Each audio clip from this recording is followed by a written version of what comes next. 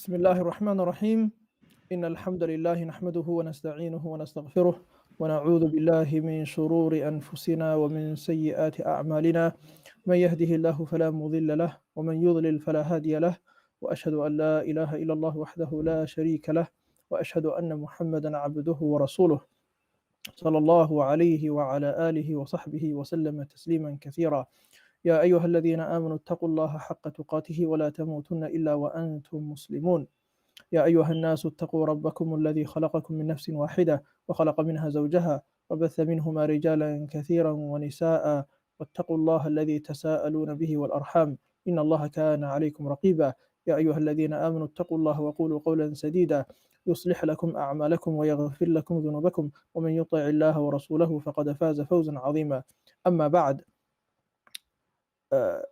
There's a hadith عن أبي هريرة رضي الله عنه قال رسول الله صلى الله عليه وسلم من حسن إسلام المرء تركه ما لا يعنيه رواه الترمذي وقال حديث حسن ورواه غيره.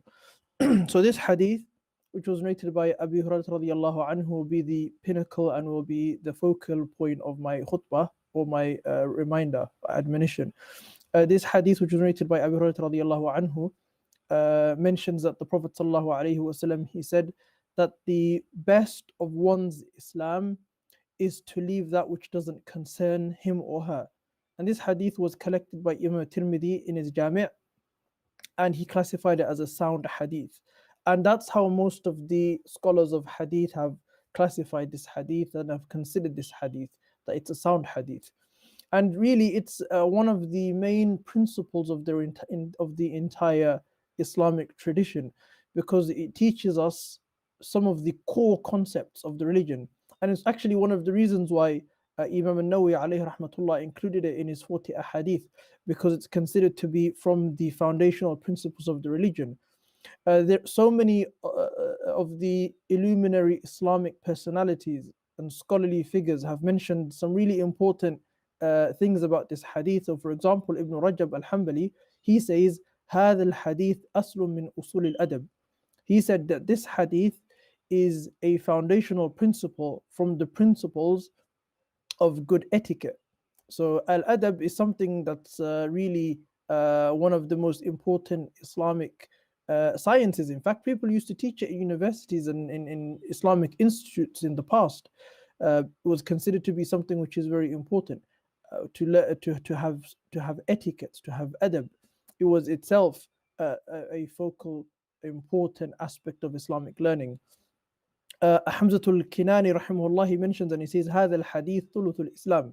This hadith is 1/3 of the entire religion. So I'm just trying to point out first and foremost how important this hadith is, to leave off that which doesn't concern you and to only focus on that which concerns you. If every single person acted on this hadith alone, so much of their life would be transformed without them even realizing it. Because if we only focus on that which concerns us, then it means that and we abstain and leave off that which doesn't concern us. It means that then we are people who are acting for our own best interests, and we are acting upon and we are fulfilling the divine objective. Ibn Abdul Barr, who was one of the great early Maliki scholars, he mentions alayhi rahmatullah, and he says, كلامه هذا صلى الله عليه وسلم من الكلام الجامع للمعاني. He says this specific hadith of the Prophet sallallahu alaihi wasallam is considered to be one of his a miraculous type of speaking, because it embodies a huge amount of meaning despite the fact that only a small amount of words was chosen. So he goes, من الكلام الجامع للمعاني الكثيرة الجليلة في الألفاظ القليلة. So he says, despite the fact that the words are only the words that are used are limited, the meaning that it embodies is huge. And that's something which is quite interesting. And this is one of the gifts that was given to the Prophet ﷺ. So he mentioned that one of the gifts, he says, I was given the ability to be able to speak something which is called al-kalam al-jami'. It's one of the blessings and one of the khasa'is of the Prophet ﷺ, in which he could express himself in few words but the embodiment of those words would carry, and what it would carry would be something which is very huge. So this is one of those ahadith. من حسن الإسلام المرء تركه ما لا يعنيه. The best of one's Islam is to leave off that which doesn't concern him or her. This is something which is a very small amount, but what it embodies is something which is really an entire principle, and so much can be said about it. Ibn Hajar al-Haytami, he says, وَهَذَا الْحَدِيثُ رُبُعُ الْإِسْلام. Ibn Hajar al-Haytami, the great Shafi'i scholar, he said this hadith is 1/4 of the entire religion. And he goes, عَلَى مَا قَالَهُ Abu Dawood. And this is according to what Abu Dawood said, the great hadith scholar. Then he says, and he comments himself, and he says, as for myself, meaning as for my opinion on the hadith, وَأَقُولُ بَلْ هُوَ نِصْفُ الْإِسْلَامِ, as for my opinion is that this is the half of the entire religion. Just this alone, this hadith alone is 1/2 of the entire religion. Then he says, no, bal rather, huwa al-Islamu kulluhu, it's the entirety of Islam. This hadith embodies the entirety of what Islam actually is. The best of one's Islam is to leave off that which, because that's what Islam is. Islam is that you focus on yourself and you get yourself to paradise. You receive salvation through your own actions. You don't have time for anybody else. يا أيها الذين آمنوا عليكم أنفسكم لا يضركم من ضل إذا اهتديتم إلى الله مرجعكم جميعا. Allah subhanahu wa ta'ala, he says in the Quran, O you who have iman, focus on yourselves. عليكم أنفسكم لا يضركم. Somebody else's misguidance or somebody else will not really concern you. So long as you're guided, that's all you should care about. So it teaches us it's also a Quranic principle. And Imam al-San'ani, he says, إن هذا الحديث من جوامع الكلم النبوة يعم الأقوال ويعم الأفعال. He says, عليه رحمة الله, San'ani, the great scholar of hadith, he says this hadith is one of the encompassing types of words or speech that is used by the Prophet ﷺ, okay, that's prophetic, meaning a small amount of words encompassing a huge amount of meaning or embodying a huge amount of meaning. And he says it incorporates words and action. So what we're speaking about here, this hadith, it's not only in words, but it also encompasses action and words. So speaking about things that don't concern you, doing things that don't concern you, okay, these are all encompassed and mentioned and incorporated into the understanding of the hadith. So a person should only speak that which concerns them, and a person should only do that which concerns them. So something which is very interesting. What does the exact hadith mean? So some of the scholars, they mentioned and they commented and they said, من جملة محاسن إسلام الإنسان وكمال إيمانه تركه ما لا يهمه من شؤون الدنيا سواء من قول أو فعل. So a simple explanation or commentary on the hadith that would kind of clarify some of the meaning would be, from the beauty of the religion and from one's beautification of Islam is, and from the perfection of their faith, is to abandon that which isn't important for them, that doesn't concern them. If it's none of your business, doesn't concern you, it doesn't hamper your journey to the after, it doesn't hamper your journey to Allah. If it doesn't, then from the affairs of this worldly life, then it's best that you abandon it. There's no point in it, whether that's something in word or in action. So whether it's in word or action, if it doesn't concern you and it doesn't concern your akhirah, then to leave it is better. Ibn Taymiyyah alayhi rahmatullah, he says, وَلَا سِيَمَ كَثْرَةُ الْفُضُولِ فِي مَا لَيْسَ بِالْمَرْءِ إِلَيْهِ حَاجَةٌ مِنْ أَمْرِ دِينٍ وَغَيْرِهِ وَدُنْيَاهُ. He says, alayhi rahmatullah, he says, especially in those things which are an extra, those things which are extra, okay, things that a person does not need and a person doesn't have any, there's no necessity for a person to engage in. So those things which are beyond the necessity, Ibn Taymiyyah says, anything which is beyond necessity, okay, that is what you call al-fudul, and he says that's what it's talking about. And it goes to show you that a person in this worldly life, the only thing that you would be that you're supposed to be taken account to is your actions. And the more your actions, the more that it's incorporative of things that don't concern you, the more that your accountability is elongated. Most of the accountability of the akhirah is to do with people's fudul. It's going to be to do with people not minding their own business and people getting engaged and doing things which did not concern them. So if you think about how many actions can be included in this, how many sins, for example, backbiting, slandering, gossiping, lying. These are just some. When you backbite about something that doesn't concern you. When you slander somebody, you slander about something that doesn't concern you. When you lie, you often lie about things which don't really concern you. When you sin in there's so many different things, so many massive sins that people do relating to things that do not concern them really.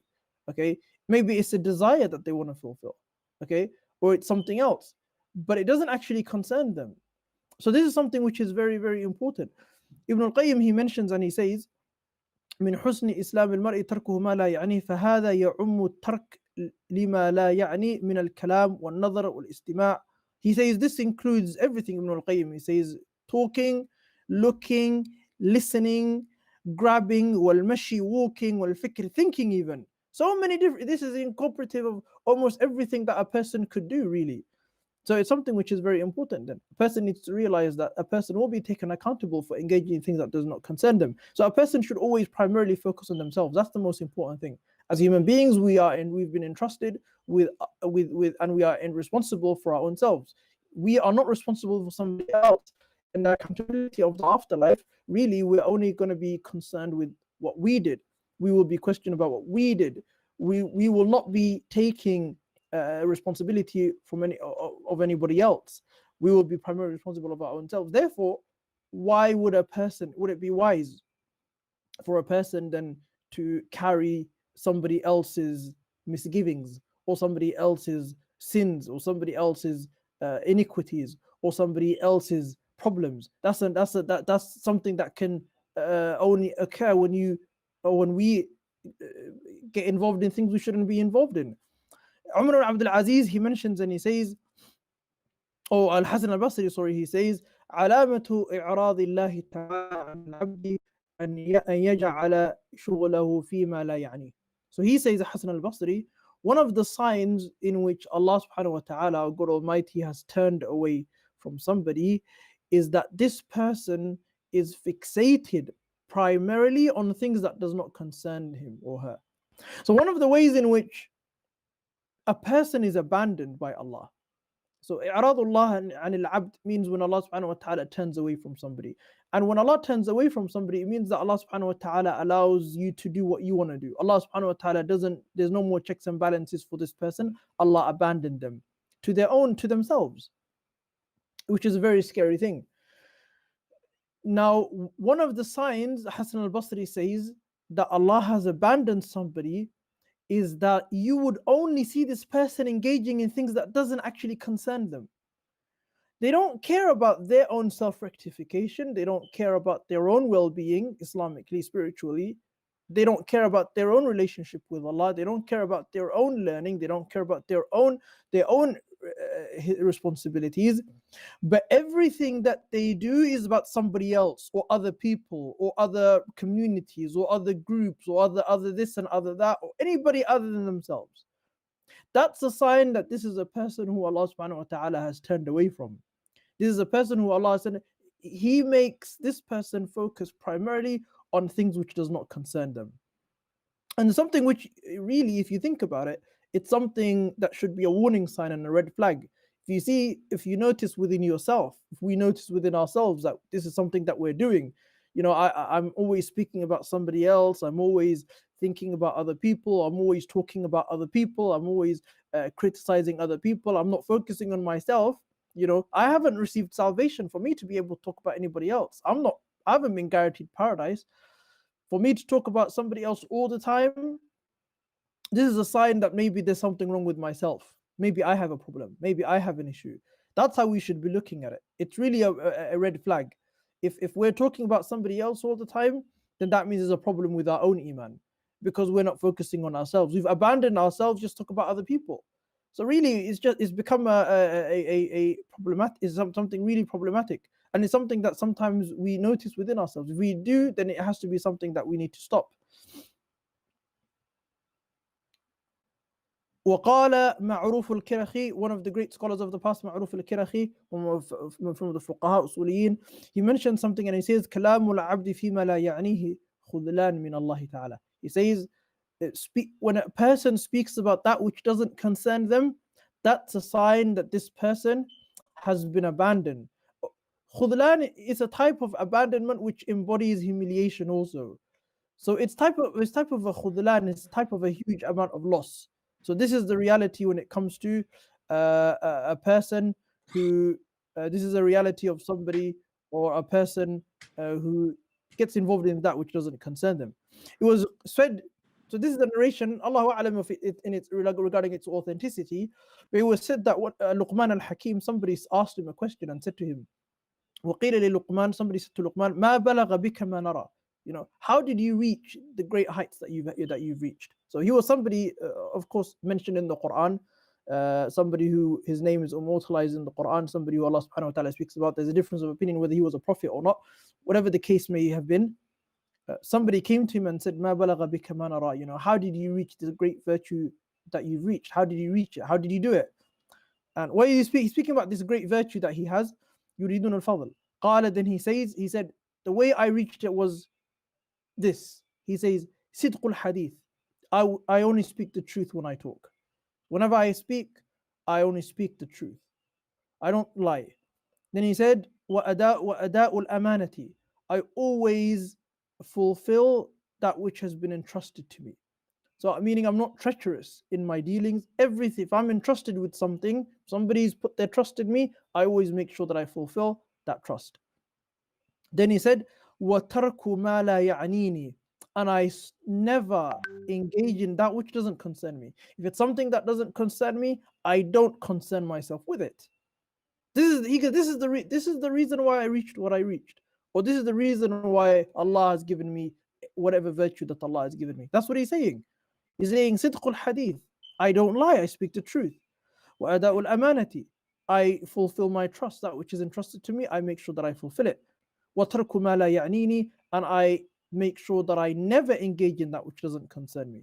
Imam Shafi'i, he said, ثَلَاثَةٌ تَزِيدُ فِي الْعَقْلِ. He says 3 things increase a person's intellect. مُجَالَسَةُ الْعُلَمَاء. Sitting and accompanying those people who are learned. Then he says, that's number 1. He says, وَمُجَالَةُ الصَّالِحِينَ. To also accompany the righteous people. And then he said, وَتَرْكُ الْكَلَامِ فِي مَا لَا يَعْنِي. And to abstain from speaking on issues that do not concern you. So he says 3 things which would make somebody's intellect grow. So if a person wants to become more intellectually wise, somebody wants to become more intelligent, then Imam Shafi'i is saying 3 things: accompanying the people who are scholarly, accompanying the people who are righteous, and to abstain from that which doesn't concern. And this is something which is very interesting, because often you notice that when people always speak about things that doesn't concern them, they often make a huge amount of blunders, and they always say things which come out really strange, because it comes to show, or you can come to see that this is something that isn't really pleasing to Allah anyway. So a person should always try to abstain from these kind of things. Usually a person who engages in that which doesn't concern them are often often engaging in things which they do not know about. And if you engage in things which you do not know about, then a person is often going to make some ridiculous amount of mistakes. And that's why the famous saying goes, رحم الله امرأ عرف قدر نفسه. May Allah have mercy upon the person who knew his level. May Allah show mercy upon somebody who knows their level, meaning your level, where you stand, your situation and your condition, what you can speak about and you cannot speak about. One of the tragedies is that people nowadays, they don't know what they can speak about when they can't speak about. So they speak about everything. And then by doing so, they fall into a huge amount of errors. So much that we can learn from this hadith, actually. Muhammad bin Ajlan, he said, إِنَّمَا الْكَلَامُ أَرْبَعَةٌ. Talking and speech in of itself is consisted of four things. أَن تَذْكُرُوا اللَّهَ, that you remember Allah. وَتَقْرَأُوا الْقُرْآنَ, that you recite the Quran. وَتَسْأَلُوا عَنْ عِلْمٍ فَتُخْبِرَ بِهِ, that you ask about something that you are informed in regards to. أو تَكَلَّمِ فِيمَا يَعْنِيكَ مِنْ أَمْرِ دُنْيَاكَ, or you speak about things which do not concern you. So he says four things really. Remembering Allah, that's one.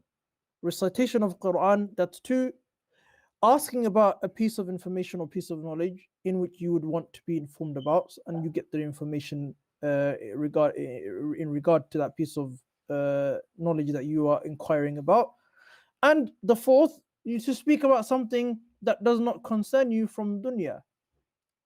And sometimes remember that when they mention dunya over here, this can also be incorporated in deen as well. Meaning, if a person's asking regarding something to do with deen, but the intention is corrupt, then that actually means it's part of dunya. Because nothing in deen is blameworthy. Everything in deen is praiseworthy. However, when somebody uses the religion in order to do something which is impermissible, then that's actually from the dunya. That's something which is dunyawi, and that's how many of the scholars in the past have seen it. So if you just read Ihya Ulumuddin by Imam al-Ghazali, and if you read Mukhtasar Minhaj al-Qasidin by Ibn Qudama al-Maqdisi, they mentioned something really interesting. If you read Ibn al-Jawzi as well, they all say the same thing, which is that a lot of the knowledge that is gained via the Islamic sciences. So, for example, much of Islamic jurisprudence nowadays and usul,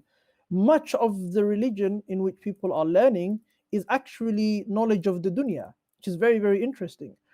And the reason why he's mentioning that is because of the intent that's behind it, the reason why they want to learn it. So if a person wants to learn something Islamic but not for the right reasons, then it means that that's a knowledge of the dunya. Person's doing it to enhance their dunya and not their akhirah.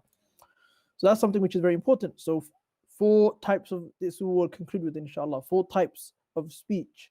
Which one does your everyday conversations fall into?